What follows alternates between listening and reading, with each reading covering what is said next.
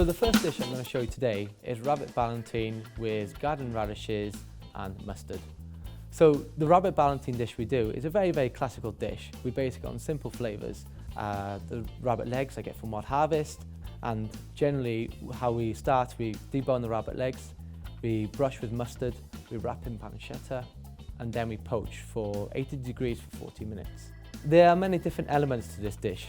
There's radishes, which we pickle. Some are fresh, some are raw, and it gives a nice texture to the dish. The radishes I get from Wild Harvest as well, and I also get the leaves, which is the tardivo and a dandelion leaf from Wild Harvest. We also use some caramelized kohlrabi, which acts like a chutney for the dish, and it gives a really nice intense flavour. So first goes on the plate is 3 slices of rabbit Valentin. Then we put a spoonful of caramelized kohlrabi and the nice assortments of pickled radishes and fresh radishes. So lovage mayonnaise, a couple of pieces of tardivo, dandelion leaf, some pickled mustard. So here we have it, the rabbit Valentin with mustard, radishes, tardivo, dandelion leaf and rabbit kidneys. The second dish I'm going to show you today is venison saddle with red cabbage, pine gnocchi and salsify. So we get the venison from Wild Harvest, we take it off the saddle, we marinate it. I marinate it in juniper and peppercorns, and that gives it a nice spicy tone at the end. For the pine gnocchi, we bake the potatoes in the oven, then we add some pine inside, and then we make a generic gnocchi recipe, and then we confit it in oil, and then we roast it. So it gives the dish a nice creaminess element. For the salsify, we poach off, and then we roast to service. The red cabbage, we always marinate beforehand in lemon and salt, and it gives the dish a nice freshness.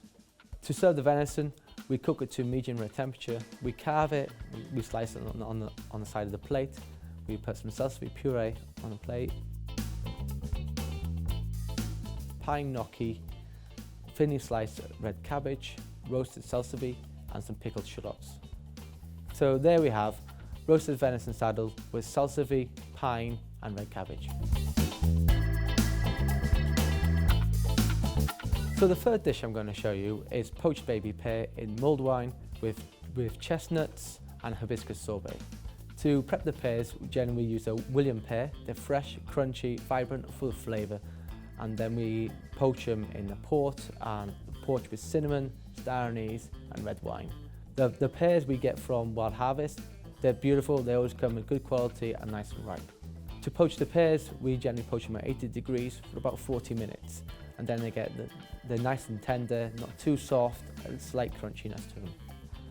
Also at the end, we also use some chestnuts, which we do 3 different ways. Chestnut mousse, which is blitzed chestnuts with Par William and cream, and then we put it on a plate. The fresh chestnuts themselves, we caramelize off with a blowtorch. We make a gluten-free biscuit with chestnut flour, gives a nice crunch to the dish. And for the hibiscus sorbet, we get the hibiscus from Wild Harvest, then we just soak them in water, add a bit of glucose, freeze it down, and it comes a really nice fresh. I put the mulled wine in the middle. So here we have it, poached pear with chestnuts, mulled wine and hibiscus sorbet.